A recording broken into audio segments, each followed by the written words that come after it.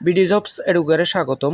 গুচ্ছভুক্ত ২৪টি বিশ্ববিদ্যালয়ের ২০২৩-২৪ শিক্ষাবর্ষের স্নাতক প্রথম বর্ষের অনলাইনে প্রাথমিক ভর্তি নিশ্চয়ন কীভাবে করবেন? প্রিয় ভর্তিচ্ছু, ভর্তি নিশ্চয়নের সাথে সাথে মাইগ্রেশন অটো চালু হয়ে যাবে, কিন্তু কোনো ভর্তিচ্ছু অটো মাইগ্রেশন না চাইলে তা স্টপ করবেন কিভাবে তা এই ভিডিওতে গত বছরের ভর্তি নির্দেশিকার আলোকে জানানোর চেষ্টা করব। চলুন শুরু করা যাক। এই জন্য গুচ্ছ টেকনিক্যাল কমিটি 2022 শিক্ষাবর্ষে জিএসটি গুচ্ছভুক্ত বিশ্ববিদ্যালয়ে অনলাইনে প্রাথমিক ভর্তির নির্দেশিকা দিয়েছে।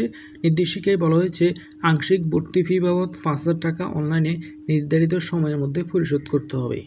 বিল পরিশোধের পর আবেদনকারীকে এসএসসি ও এসএসসি বা সমান পরীক্ষার মূল নম্বরপত্র নির্ধারিত সময়ের মধ্যে সংশ্লিষ্ট বিশ্ববিদ্যালয়ে, অর্থাৎ যেই বিশ্ববিদ্যালয়ে প্রথম ভর্তি হবেন, আপনি যেই বিশ্ববিদ্যালয়ের জন্য মনোনীত হয়েছেন সেখানেই জমা দিতে হবে।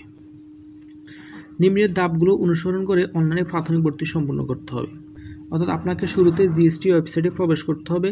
জিএসটি ওয়েবসাইটে যাওয়ার পর আপনি স্টুডেন্ট লগ ইন অপশনে ক্লিক দিবেন। স্টুডেন্ট লগ ইন অপশনে ক্লিক দেওয়ার পর এমন একটি ইন্টারফেস আসবে। সেখানে আপনি আপনার অ্যাপ্লিকেন্ট আইডি এবং পাসওয়ার্ড দিয়ে লগ ইন বাটনে ক্লিক দিবেন। লগ ইন বাটনে ক্লিক দেওয়ার পর এমন একটি ইন্টারফেস আসবে, যেখানে আপনি আপনার সকল তথ্য দেখতে পাবেন। আপনার মেরিট পজিশন এবং আপনার ইউনিট দেখতে পাবেন। নতুন করে আপনি জিএসটি অ্যাডমিশন এই অপশনটি পাবেন। এখানে আপনি যেই বিশ্ববিদ্যালয়ের জন্য নির্বাচিত হয়েছেন তা দেখতে পাবেন। যেমন এই ভর্তিচ্ছু নোয়াখালী বিজ্ঞান ও প্রযুক্তি বিশ্ববিদ্যালয়ের জন্য নির্বাচিত হয়েছে। তার কারেন্ট ডিপার্টমেন্ট হচ্ছে বাংলাদেশ অ্যান্ড মুক্তিযুদ্ধ স্টাডিজ, অর্থাৎ সে বাংলাদেশ অ্যান্ড মুক্তিযুদ্ধ স্টাডিজ সাবজেক্ট পেয়েছে। এরপর এখানে অ্যাকশনে অ্যাডমিট অপশনটি দেখতে পাবেন।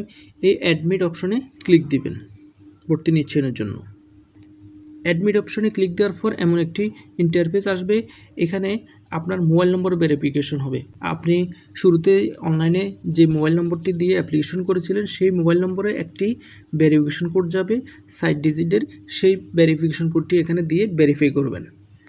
ভেরিফাইতে ক্লিক দেওয়ার পর এমন একটি পেজ পাবেন, যেখানে আপনার applicant ID, application name, selected university, অর্থাৎ আপনি যে বিষয়ের জন্য সিলেক্টেড হয়েছেন সেই বিষয়ও দেখতে পাবেন। এরপরে সাবমিট বাটনে ক্লিক দিবেন। সাবমিট বাটনে ক্লিক দেওয়ার পর আপনার জন্য বিল প্রস্তুত করা হবে, যেখানে আপনার প্রাথমিক নিশ্চয়ন ফি 5,000 টাকা দেখা যাবে।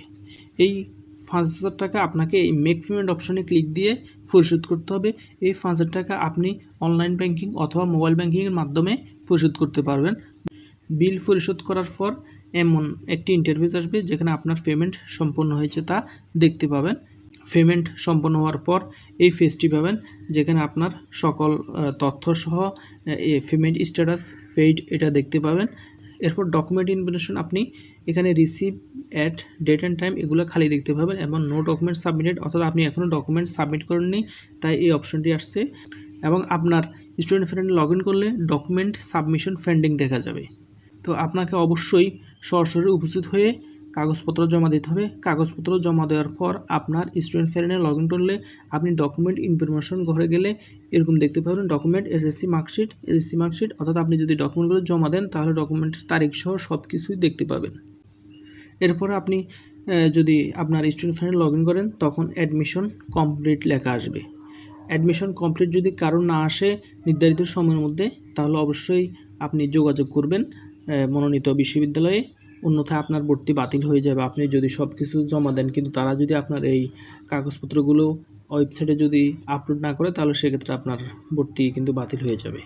বিভাগ বা সাবজেক্ট মাইগ্রেশন স্থগিতকরণ, কেউ যদি চান আপনার মাইগ্রেশনটি বন্ধ করে রাখবেন, তাহলে সেটাও এই স্টুডেন্ট ফ্রেন্ডে লগ ইন করে তা করতে পারবেন। এখানে স্টপ মাইগ্রেশন নামক একটি অপশন চলে আসবে আপনার ভর্তি নিশ্চয়ন সম্পূর্ণ হলে।